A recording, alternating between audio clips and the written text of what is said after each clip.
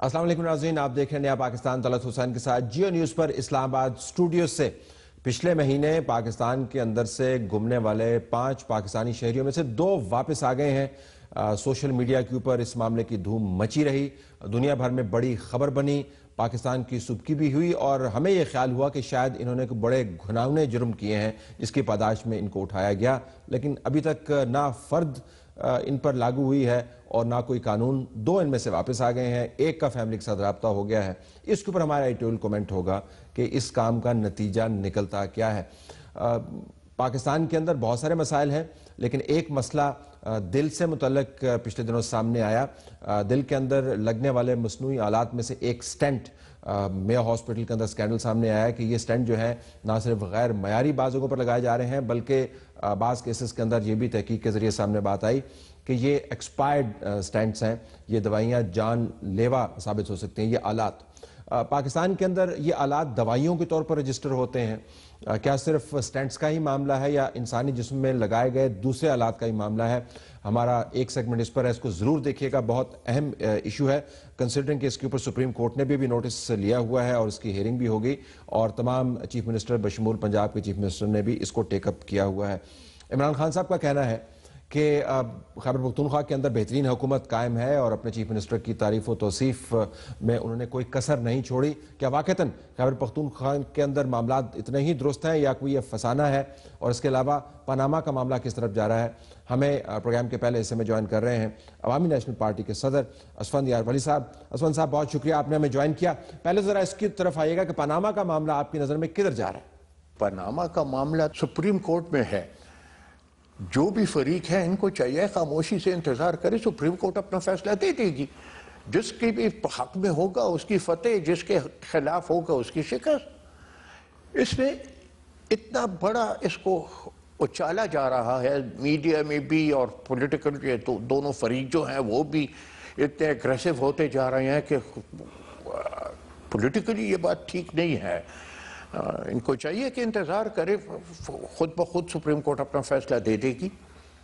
اسفند صاحب، کیوں اچھالا جا رہا ہے آپ کے تجربے کی روشنی میں؟ یہ معاملہ اس قدر تشہیر کیوں پکڑ گیا ہے؟ اس لیے کہ وہ ذرا وقت سے پہلے پی ایم ہاؤس میں گھسنا چاہتا ہے اور کوئی بات نہیں، ورنہ انتظار کر لے، الیکشن آئے گا، مینڈیٹ اس میں الیکشن میں جس کو بھی مینڈیٹ ملا وہ حکومت بنا لیں گے۔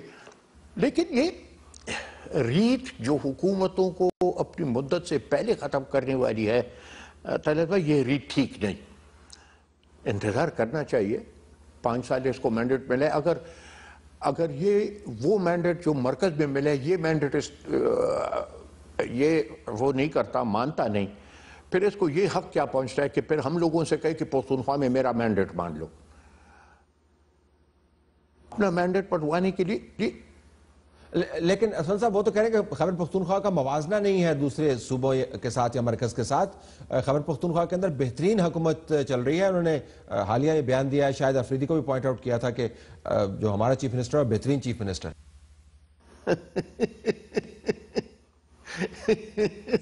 دیکھیں، پختونخوا اور مرکز کا موازنہ ہو بھی نہیں سکتا، کیونکہ مرکزی اسمبلی میں کوئی پی ایم ایل این کا بندہ اٹھا نہیں اور فلور آف دا ہاؤس پہ اپنے پرائم منسٹر پہ کرپشن کے الزامات نہیں لگائے۔ یہاں تو فلور آف دا ہاؤس پہ اسمبلی میں 2 مرتبہ ان کے ایم پی ایز اٹھے، حکومت کے M P As, P T I کے ایم پی ایز، اور انہوں نے الزام لگایا کرپشن کا چیف منسٹر پہ۔ احتساب کمیشن کے چیئرمین نے الزام لگایا تو قانون ایسے بنایا کہ اس کو مجبور کیا کہ وہ نکل جائے۔ شکیل دورانی صاحب کو آپ جانتے ہیں کس ٹائپ کا افسر ہے، سمیڈا سے اس نے الزامات لگائے، اس کو ہٹا دیے۔ خیبر بینک والوں نے تو اشتہار دیا ایک وزیر کے خلاف کرپشن کا۔ تو موازنہ اگر کرنا ہے تو یہاں تو جس طریقے سے ہو رہا ہے، یہ تو پرانی باتیں کر رہے ہیں، یہاں تو ابھی کی کرپشن کی باتیں ہو رہی ہیں۔ لیکن اسفند صاحب، یہ پاکستان میں ریت یہ بن گئی ہے، الزامات لگا دیے جاتے ہیں۔ آپ کی جماعت بڑی جماعت ہے، خیبر پختونخوا کو لیڈ بھی کر چکی ہے، لوگوں کے ساتھ آپ کے تعلق واسطہ بھی ہے، تو آپ یہ کرپشن کے اگر الزامات ہیں تو کچھ ثبوت کے ساتھ پھر آپ آگے لے کے کیوں نہیں جاتے؟ یار ہم سے تو جتنا ہو سکتا ہے ہم کر رہے ہیں۔ اب فیصلہ تو میں نے نہیں کرنا نا، میں نے تو جلسے میں بات کرنی ہے، میں نے تو جلسے میں ثبوت دینا ہے۔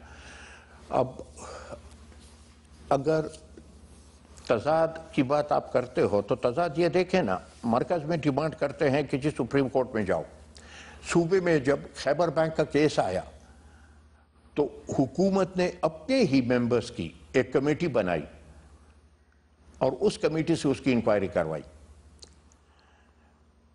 اب اگر خیبر بینک کا ایم ڈی اشتہار دیتا ہے ایک وزیر کے خلاف، اس سے زیادہ ثبوت آپ کو کیا چاہیے؟ جو اس کے اپنے وزیر فلور آف دا ہاؤس پہ اٹھ کے الزام لگاتے ہیں چیف منسٹر پہ، اس سے بڑا شواہد تمہیں کیا چاہیے؟ اچھا چلیں معاملے کے اوپر واپس آئیں گے تھوڑی دیر میں۔ سی پیک کے اوپر، پاکستان اکنامک کوریڈور کے اوپر آپ کی پارٹی کی طرف سے اعتراضات سامنے آتے رہے ہیں۔ اب میں پچھلے دنوں بیانات دیکھ رہا تھا کہ چیف منسٹر کے پی کے جو پہلے معترض ہوتے تھے اب مطمئن نظر آتے ہیں، کیا آپ کی جماعت کے اعتراضات دور ہو گئے ہیں سی پیک کے حوالے سے؟ نہیں سر، ہم نے تو یہ صاف کہا ہے۔ اب یہاں عجیب مسئلہ ہے، چیف منسٹر ایک دن کہتا ہے میں مطمئن ہوں، دوسرے دن کہتا ہے میں مطمئن نہیں ہوں۔ چیف منسٹر کہتا ہے میں مطمئن ہوں، اسپیکر پروونشل اسمبلی جو اسی کے پارٹی کے ہیں وہ کہتے ہیں جی میں مطمئن نہیں۔ ایلائز جو ہیں آفتاب شیرپا خان کہتے ہیں جی میں مطمئن نہیں۔ ہم تو سیدھی سادھی بات کرتے ہیں یار، ہم سی پیک کے مخالف نہیں، لیکن جو انڈسٹریل زونز ہیں اس انڈسٹریل زونز کے آفیشیل ایک لسٹ گورنمنٹ کیوں نہیں دیتی؟ اس سے پھر ہمارے دلوں میں شکوک و شبہات پیدا ہوتے ہیں کہ یہ لسٹ اس لیے نہیں دی جا رہی کہ تقسیم جو ہے انڈسٹریل زونز کا یہ غلط طریقے سے ہوا ہے۔ اگر صرف اتنا کر لے حکومت کہ جو انڈسٹریل زونز ہیں ان انڈسٹریل زونز کی لسٹ پبلک کر دے، تو اس میں اگر بلوچستان اور پختونخوا کے ساتھ ظلم نہ ہو تو یار ہم پاگل تو نہیں ہیں جو مفت مخالفت کرتے ہیں۔ ہاں اگر اس میں کم ہے پھر ہم نے مخالفت کرنی ہے، احتجاج کرنا ہے، تو پولیٹیکل طریقے سے اپنے احتجاج پر ہم نے کرنا ہے۔ آپ نے وزیر اعظم سے اس معاملے پر ملاقات بھی طلب کی ہوئی تھی، مانگی ہوئی تھی، اس کا کیا بنا؟ نہیں میں نے تو نہیں مانگی ملاقات، یار ایک غلط انفارمیشن تمہیں۔ مطلب ملاقات اس معاملے پر ہونی تھی آپ کی وزیر اعظم سے کیونکہ آپ یہ اعتراضات ان کے سامنے رکھنا چاہتے تھے، اس کا کیا؟ نہیں مجھ سے کوئی رابطہ نہیں ہوا۔ میں نے تو یہ کہا ہے کہ سی پیک کے مسئلے پہ اور فوجی عدالتوں کے مسئلے پہ چاہیے کہ prime minister all parties conference بلائے، سب کو اعتماد میں لے اور جو خدشات ہیں ہمارے دونوں مسائل پہ وہ دور کر دے۔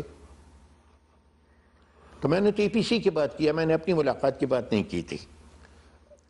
فاٹا ریفارمز کے اوپر بھی تھوڑی سی بات کرتے ہیں، آپ کی پارٹی کا موقف ہمارے سامنے ہے۔ اب لگتا ہے کہ ریفارمز کمیٹی کی جو سفارشات ہیں وہ ان پر عمل درآمد کا وقت آ گیا ہے، لیکن پچھلے دنوں میں نے گورنر صاحب سے جب بات کی انہوں نے کہا کہ 1 مہینے کے اندر باقاعدہ عمل شروع ہو جائے گا۔ آپ کے خیال میں یہ حقیقت پسندانہ ڈیڈ لائن انہوں نے دی ہے؟ کیونکہ فاٹا ریفارمز کا معاملہ اور فاٹا کے مستقبل کا معاملہ طویل عرصے سے لٹکا ہوا ہے، اب آپ کو پیش رفت ہوتی نظر آ رہی؟ نہیں دیکھیں، ہر ایک مسئلے پہ آپ کہتے ہو کہ پارلیمنٹ از سپریم، ہر ایک مسئلے پہ کہتے ہو کہ جی یہ منتخب نمائندے ہیں۔ اب فاٹا کے جو منتخب نمائندے ہیں انہوں نے خود ایک ریزولوشن پیش کی ہے۔ ہماری ڈیمانڈ یہ ہے کہ اسی ریزولوشن کو کانسٹیٹیوشنل امینڈمنٹ بنا کے پارلیمنٹ سے منظور کرا لے۔ دیکھیں یہ تو میرے خیال تجربہ بھائی آپ بھی میرے ساتھ اگری کرتے ہوں گے کہ فاٹا میں وہ ترقی نہیں ہوئی جو ہونی چاہیے تھی۔ اس لیے ہماری ڈیمانڈ یہ ہے کہ این ایف سی ایوارڈ کے علاوہ پہلی بات تو یہ کہ صحیح معنوں میں سینسس فاٹا کا ہو۔ آپ اگر پچھلے سینسس فگرز اٹھائیں جو گورنمنٹ میں نے دی ہیں اور پھر ابھی صرف وزیرستان سے ایک قبیلہ جو باہر آیا ہے اس کی تعداد آپ لے لیں طلعت بھائی، تو آپ کو خود اندازہ ہو جائے گا کہ سینسس کی کیا افادیت ہے اور کیا نہیں ہے، کس طریقے سے یہ سینسس ہوئے ہیں۔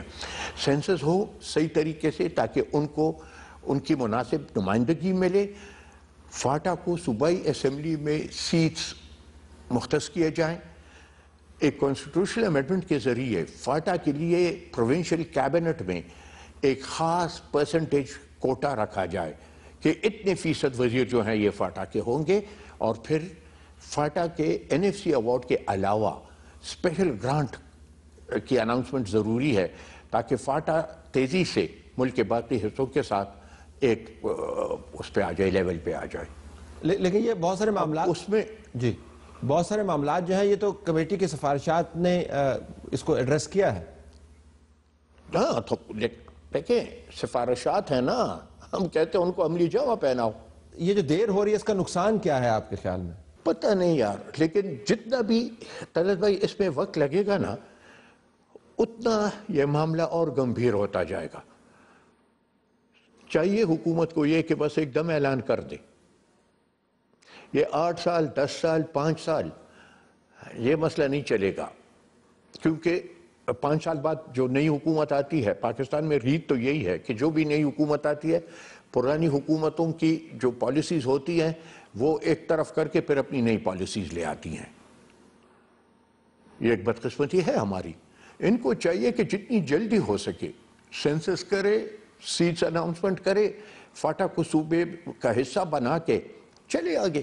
اسلم صاحب، فاٹا کے اوپر ہی رہتے ہوئے آپ نے ذکر کیا کہ وزیرستان میں سے ایک جو قبیلہ نکلا ہے اس کا سنسس کے اوپر کیا اثر پڑ سکتا ہے۔ فاٹا کے اندر جو دہشت گردی کے خلاف جنگ تھی، آپ کے خیال میں نمبر 1 اس کی کامیابی کیسی ہے اور حتمی نتیجے کی طرف جاتی ہوئی آپ کو نظر آ رہی ہے؟ دیکھیں طلعت بھائی ضرورت کیوں پڑی کہ ہم بیٹھ کے تو ہم نے نیشنل ایکشن پلان بنایا؟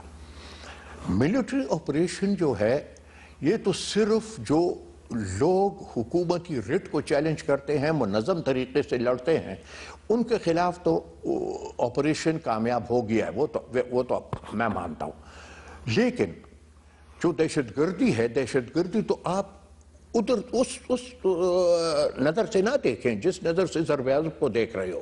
دہشت گردی تو پھر نیشنل ایکشن پلان کی ضرورت اس لیے پڑی کہ دہشت گردی ہم سب بھی اس وقت سب نے یہ مانا کہ دہشت گردی صرف ملٹری آپریشن سے نہیں بند ہوگی، ہاں جو چیلنج ہے رٹ آف دا اسٹیٹ وہ بند ہو جائے گی، باقی نہیں بند ہوگی۔ لیکن یہاں پہ پھر یہی ہمارے ذہنوں میں سوالات اٹھتے ہیں نا کہ گورنمنٹ ہمیں اس پہ کیوں اعتبار میں نہیں لے رہی کہ نیشنل ایکشن پلان میں کتنا عمل درآمد ہوا، کتنا عمل درآمد نہیں ہوا۔ یہ بھی حالانکہ یہ بھی سب کو پتہ ہے کہ نیشنل ایکشن پلان صرف مرکز کی بات نہیں، مرکز کا کام نہیں، مرکز اور چاروں صوبائی حکومتوں پانچوں کی اکٹھا کام ہے۔ تو اگر پانچوں فیل ہوئے ہیں تو بھی ہمیں بتا دے یار کہ ہم فیل ہو گئے ہیں۔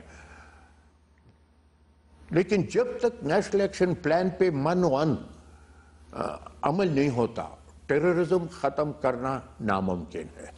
ایک طرف سے پاکستان کے اندر اس معاملے پر کامیابی بڑی ہے، دوسری طرف افغانستان ہم سے ناراض رہتا ہے، تعلقات روز بروز خراب ہو رہے ہیں۔ آپ کے خیال میں اس کی کیا وجہ؟ سر زیادہ وجہ جو ہے تو وہ بد اعتمادی ہے۔ اب اعتماد بحال کرنے کے لیے تو رابطے ہی ہونے چاہیے۔ الزامات اس طرف سے بھی لگ رہے ہیں، الزامات اس طرف سے بھی لگ رہے ہیں۔ اب جو یار طلعت بھائی، you can't wish Afghanistan away and Afghanistan can't wish you away۔ یہ کوئی ایگزسٹنس ہوگی دونوں کی، اور اس پہ بھی چاہیے کہ ہر ایک بندہ واضح ہو کہ پرامن افغانستان کے بغیر پرامن پاکستان کا تصور ناممکن ہے، اور پرامن پاکستان کے بغیر پرامن افغانستان کا تصور بھی ناممکن ہے۔ تو بیٹھے دونوں یار، سلجھے ہوئے لوگ ہیں، اکراس دا ٹیبل بیٹھ کے بات کر لے۔ زیادہ تر غلط فہمیاں ہیں، وہ غلط فہمیاں دور کرے، یا اگر وہ یہ بیٹھنا آپس میں دونوں ریاستیں نہیں چاہتی تو پھر بیک ڈور ڈپلومیسی۔ لیکن یہ نیا طریقہ جو شروع ہوا ہے کہ رشیا، چائنا اور پاکستان تینوں بیٹھ کے افغانستان کے مسئلے کا حل نکال رہے ہیں، افغانستان سے کوئی پوچھ نہیں رہا، تو کیا اگر کل کو افغانستان، چین اور روس بیٹھ کے چین کا مسئلہ چھیڑے، کشمیر کا مسئلہ، تو آپ چلاؤ گے کہ آپ نہیں چلاؤ گے کہ ہمارے اندرونی معاملات میں مداخلت ہے؟ تو ان چیزوں میں ذرا احتیاط کرنی چاہیے. ایک تو حقیقتاً پرائم منسٹر کو ایک صحیح فارن منسٹر کی ضرورت ہے. ایڈوائزر سے کام نہیں چل رہا. اور یہ جو میسج یہ ماسکو کے کانفرنس نے دی ہے طلعت بھائی, دیٹ از ویری ڈینجرس. وہ تو بالکل صاف ہے کہ what ever is good for the goes is good for the gender. جو یہ کر رہے ہیں پھر یہ ہے کہ باقی ملکوں کو بھی یہ اجازت ہوگی کہ اگر ایک ملک میں لڑائی جھگڑا ہے تو باقی دنیا کے 3 ممالک بیٹھ کے آپس میں کہتے ہیں کہ ہم نے اس کا فیصلہ کرنا ہے. اس کو آپ کس تناظر میں دیکھیں گے؟ سیاست پہ ذرا واپس آئیے. 2018 انتخابات کا سال ہے. آپ کی جماعت کی کیا تیاری ہے؟ کوئی نیا آئٹم ہے آپ کے سیاسی ایجنڈا کے اندر؟ میں نے تو اس دن جلسے میں اعلان کیا ہے کہ ہمارا جو 2008 کا منشور تھا وہ منشور تو ہم نے پورا کر دیا. اب ایک نیا منشور کے ساتھ بالکل ہم آئیں گے. اس بار صرف یہی ایک خواہش ہوگی کہ 2013 جیسا نہیں, 2017 میں کم از کم ہمیں 2018 میں ہمیں لیول پلینگ فیلڈ ملے. لیول پلینگ فیلڈ سے کیا مراد ہے آپ کی؟ لیول پلینگ فیلڈ یہ یار طلعت بھائی, ہم تو اس وقت چلا رہے تھے کہ پورے پاکستان کا الیکشن کمشنر فخر الدین جی ابراہیم ہے. ہمارا الیکشن کمشنر جو ہے چیف الیکشن کمشنر وہ حکیم اللہ مسعود ہے. ہماری کینڈیڈیٹس کو مارا گیا, ہمارے سینکڑوں ورکرز کو مارا گیا, ہمارے الیکشن آفیسز نظر آتش کیے گئے. اور میں نے خود خط اٹھا کے ڈیلیور کیا الیکشن آفس الیکشن کمیشن کو, اور فخر الدین جی ابراہیم دوسرے دن کہتے ہیں نہیں جی نہیں کوئی خط نہیں آیا. تو اب وہ لیول پلینگ فیلڈ تو نہیں نا کہ 2 پارٹیاں 3 پارٹیاں 4 پارٹیوں کو جلسوں کی بھی اجازت ہے, جلوسوں کی بھی اجازت ہے. ایک پولیٹیکل اینٹی ایسی ہے کہ اس کے نہ کینڈیڈیٹس باہر آ سکتے ہیں, نہ اس کے سپورٹرز باہر آ سکتے ہیں, نہ اس کے polling offices polling election offices بن سکتے ہیں. ان سب کو تم نے جلانا ہے. سوئسائڈ بامرز آئے, کافی کارکن ہمارے شہید ہوئے. اب اس کو تو آپ لیول پلینگ فیلڈ نہیں کہہ سکتے نا طلعت بھائی. میڈیا کے اندر بھی آپ کی جماعت کہتی ہے کہ لیول پلینگ نہیں ہے. زاہد خان صاحب جب ہم سے ملتے ہیں کہتے ہیں کہ آپ ہمیں کوریج نہیں دیتے. میں آپ کے ویوز جاننا چاہوں گا کہ آپ کے خیال میں اس کی کیا وجہ ہے؟ آپ کے ایک سینئر کلیگ ہیں, نام میں نے نہیں لینا, اس سے ایک دن میں نے پوچھا تو اس نے مجھے کہا کہ جی it is not news when a dog bites a man. It certainly is news when a man bites a dog. اب اگر میں نے ہلے گلی شروع کر دیے اور میں نے دھرنے دینی شروع کر دیے, آپ لازماً آپ مجھے کوریج دو گے. لیکن خفگی اس پہ ہوتی ہے نا کہ جو اصولوں والی سیاست کرتے ہیں ان کو پیچھے کر کے دھرنا اور دھرنے والوں کو اور ہلہ گلا کرنے والوں کو آپ آگے لے آتے ہیں, تو اس پہ ذرا گلہ تو ہو جاتا ہے یار چھوٹی پارٹیوں کا. بہت شکریہ. ناظرین, ہمارا اگلا سیگمنٹ ہے دل کے معاملے کے اوپر. مصنوعی آلات صرف دل میں نہیں, انسان کے سر سے لے کر پیر تک بہت ساری جگہوں پر لگتے ہیں. مصنوعی آلات کا ایک بڑا سکینڈل سامنے آیا ہے سٹینٹس کے حوالے سے, ضرور دیکھیے گا.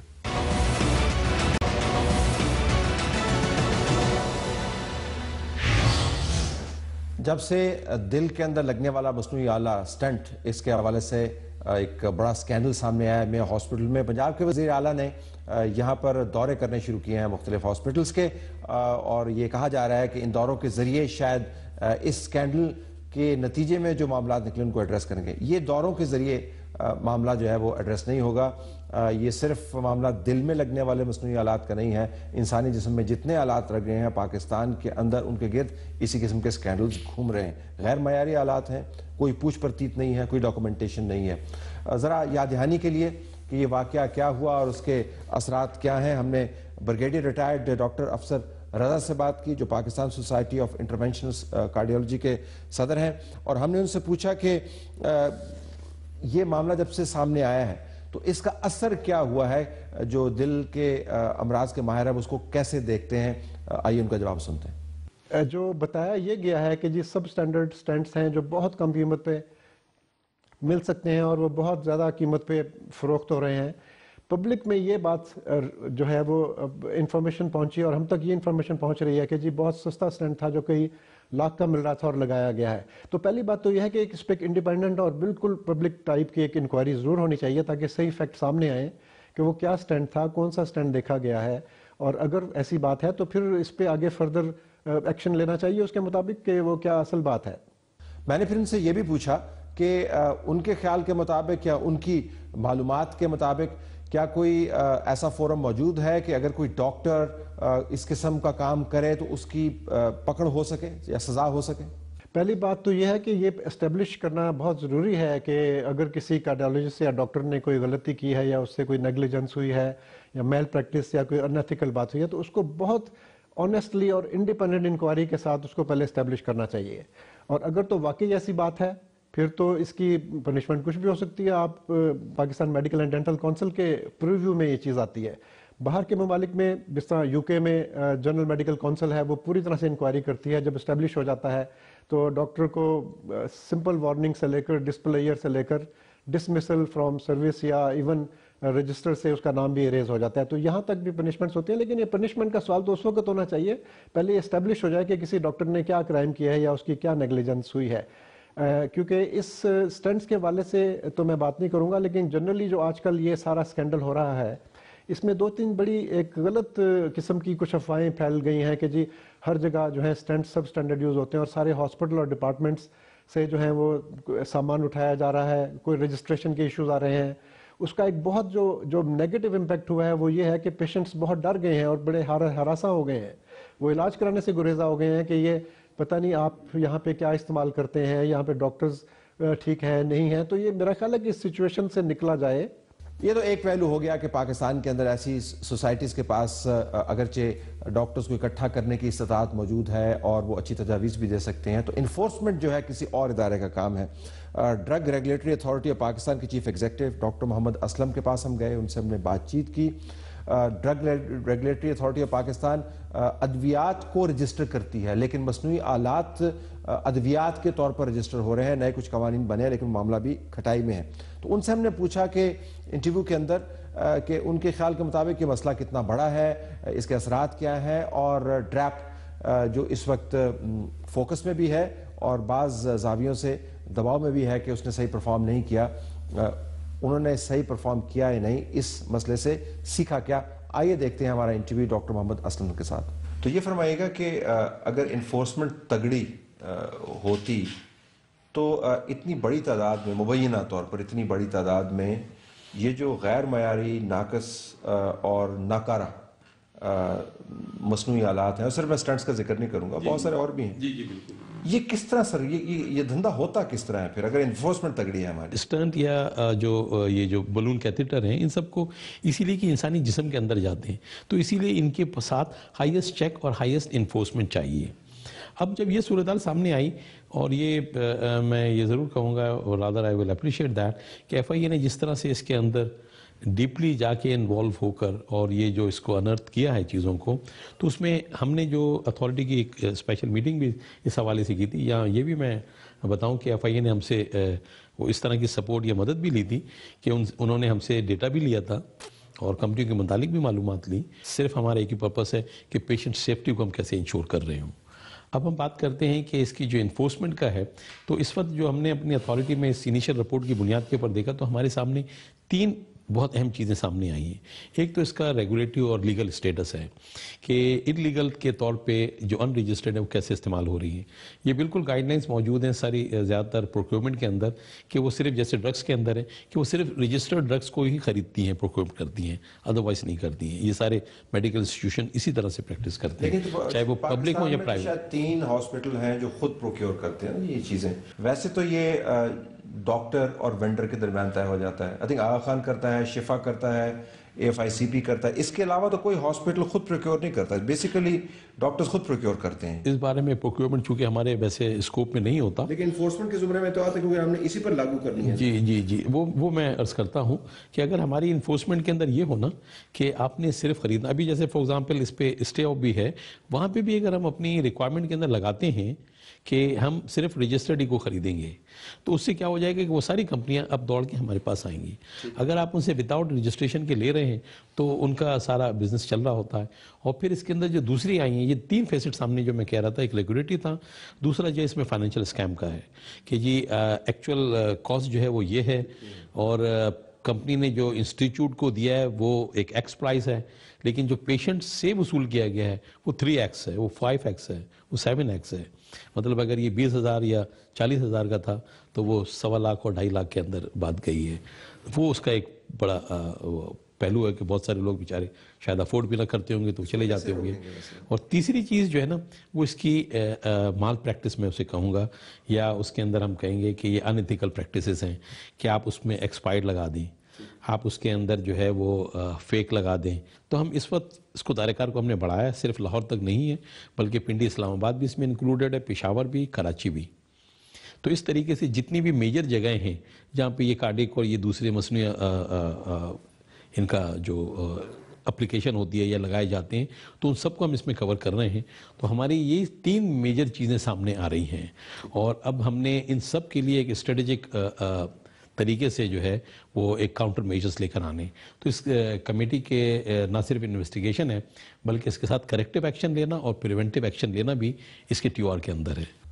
तो अब तक तो ये वाज़ेह हो गया होगा आपके सामने कि नंबर 1 इसके 4 पहलू हैं। एक तो डॉक्टर्स किस तरीके से मामलात अपने अज़ खुद तय कर लेते हैं ये चीज़ें बेचने वालों के साथ, वेंडर्स के साथ, इनकी डॉक्यूमेंटेशन इन मसनूई आलात की किसी जगह पर नहीं हो रही, डॉक्टर्स जो प्रोसीजर कर रहे हैं उसकी डॉक्यूमेंटेशन किसी जगह पर नहीं हो रही, कोई अकाउंटेबिलिटी नहीं है। और प्राइसिंग का मैकेनिज्म जो है आपको एक ऑपरेशन जो है 1.25 लाख या 2.5 लाख का पड़ता है और दूसरे हॉस्पिटल में वही ऑपरेशन आपको 4.5 लाख का पड़ता है। कुछ पता नहीं है किस किस्म का स्टेंट लग रहा है। डॉक्टर हबीब रहमान जो पाकिस्तान के माने हुए कार्डियोलॉजिस्ट हैं और अमराज दिल के हल्के के अंदर इनकी बड़ी रिस्पेक्ट है, अपने कोलीग्स के साथ बात करने के बाद चंद एक तजावीज़ हैं इनके पास, बहुत अहम तजावीज़ हैं कि इस मसले का हल किस तरीके से किया जाए। आइए देखते हैं हमारा इंटरव्यू डॉक्टर हबीब रहमान के साथ। ये एक इंतहाई सीरियस इशू है और अगरचे हम डॉक्टर लोग शायद इस पब्लिसिटी से परेशान भी हैं, लेकिन हकीकत ये है कि ये एक सुनहरी मौका है हमारे लिए कि एक बहुत ही अहम मौजू पे अब इस्लाह की सूरत पैदा होने की तरफ चल पड़े हैं। हाईएस्ट टेक्नोलॉजी, एक जान बचाने वाली टेक्नोलॉजी, एक क्राइसिस को एवर्ट करने वाली, ये कोई छोटी सी बात नहीं है। मेरे जहन में जो बात है वो ये है कि इन सारी मसाइल को हम अगर एक प्रोसेस शुरू करें कि इस्लाह की तरफ चले, उसका एक लफ्ज़ है रजिस्ट्री। रजिस्ट्री किस चीज़ का? ये रजिस्ट्रेशन वाली बात नहीं मैं कर रहा, आप रजिस्ट्री की बात? मैं रजिस्ट्री की बात कर रहा हूँ। मैं कहता हूँ कि इंसानी जिस्म के अंदर आप जो चीज़ भी लगा के छोड़ दें उसका कोई रिकॉर्ड कौमी लेवल पे, और ये अमेरिका में, यूके में, यूरोप, ये एक लाजमी चीज़ है। अब क्योंकि उसके कुछ असरात हैं, उसके कुछ नताइज हैं, उसकी कुछ कॉम्प्लिकेशंस हैं, उसके फ़वाइद हैं, तो वो सारे जब आप देखना चाहते हैं, आप एक मसनूई घुटना लगा दें, हिप लगा दें, पेसमेकर लगा दें, स्टेंट लगा दें, तो उसकी रजिस्ट्री, चूँकि जितने मैन्युफैक्चरर्स हैं उस आइटम के ऊपर उन्होंने उसका सीरियल नंबर, लॉट नंबर लिखा होता है। मसनूई आलात जो इस्तेमाल हो रहे हैं वो लॉट नंबर मैन्युफैक्चर, बिल्कुल, और उसका बैकअप है। आज जो भी यहाँ पे ये क्लेम करे कि भाई ये तो अच्छी चीज़ नहीं थी, तो आप रेफरेंस करें मैन्युफैक्चरर के पास और उनसे पूछें कि भाई ये आपकी चीज़ ही थी, लेकिन ये इसकी इब्तदा तो रजिस्ट्री से होगी कि मैं जो भी स्टेंट लगाऊं, मैं जो भी पेसमेकर लगाऊं, उसकी रजिस्ट्री कौमी रजिस्ट्री हो। मेरे लिए लाजमी हो कि मैं वहाँ पे ये इतला भेजूं, उनके पास ये डाटा आ गया। फ़र्ज़ करें इसकी कोई कॉम्प्लिकेशन होती है 1 साल बाद, तो उनके पास सारा डाटा आ गया कि स्टेंट ABC जो है उसकी तो 10% कॉम्प्लिकेशंस हो रही हैं, ये उनके पास डाटा जाएगा।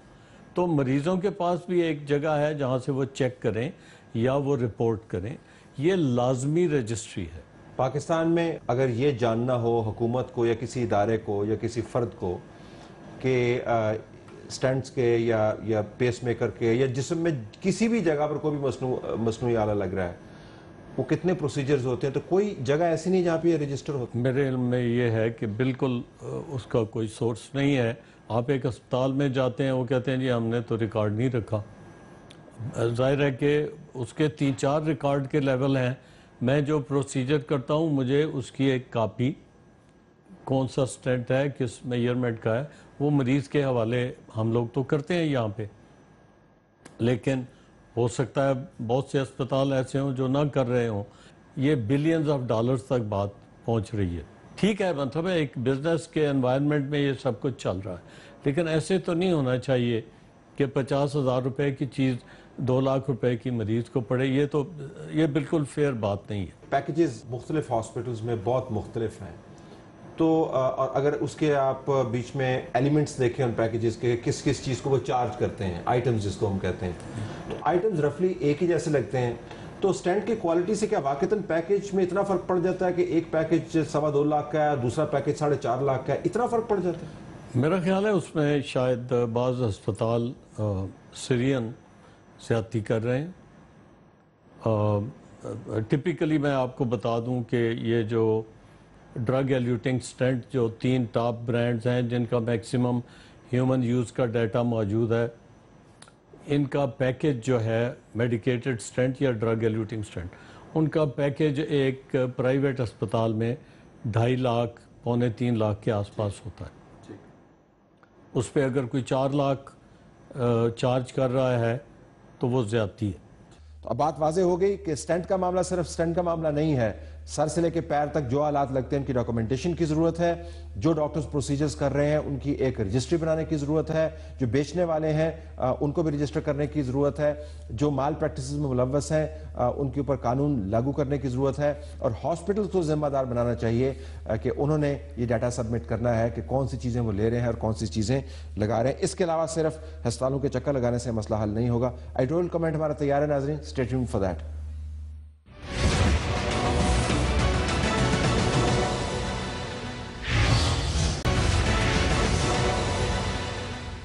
آئے ناظرین, اب چلتے ہیں اہم نکتے کی طرف. اہم نکتے کا تعلق پچھلے مہینے چند ایک سوشل ایکٹیوسٹ یا بلاگرز یا سوشل میڈیا پر جو لکھنے والے ہیں ان کی گمشدگی کے حوالے سے تھا. 4 سے 7 جنوری کے درمیان 5 ایسے افراد اٹھا لیے گئے یا غائب ہو گئے. ان کے اہل خانہ نے بڑی بات کی اور پوچھا کہ کس جگہ پر ہیں, کسی کو پتہ نہیں تھا.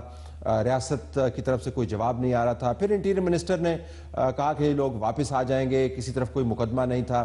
اس دوران ایک بہت بڑا محاذ میڈیا کے اوپر ایک خاص حلقے کی طرف سے کھڑا ہوتا ہوا نظر آیا. بتایا گیا کہ انہوں نے توہین رسالت کے مرتکب ہوئے ہیں, پاکستان کے خلاف یہ کام کر رہے تھے, ہندوستان کے ایجنٹ ہیں. میں نے ذاتی طور پر کبھی ان کے نہ بلاگز پڑھے ہیں نہ میں نے ان کو ٹویٹر پر دیکھا ہے.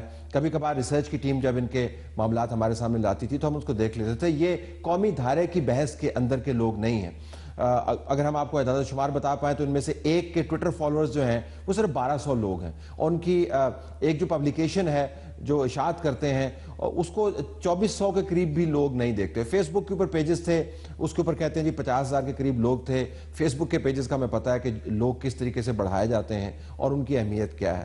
دوسرے الفاظ میں یہ لوگ مین سٹریم کے اندر نہیں تھے. جو یہ لکھ رہے تھے وہ کس قسم کا تھا, اس کا کیا قومی دھارے کے اوپر اثر ہوتا تھا, اس کے بارے میں بڑے بڑے سوالات اٹھائے گئے. جو ان لوگوں کو اٹھایا گیا یہ نامعلوم اور غیر معروف قسم کے لوگ جو ہیں, اگرچہ پاکستانی شہری ہیں اور اس حوالے سے تمام قانونی پروٹیکشن کو اویلیبل ہونی چاہیے, لیکن اپنے کام کے حوالے سے غیر معروف قسم کے لوگ جو تھے وہ بین الاقوامی شہرت ان کو حاصل ہو گئی.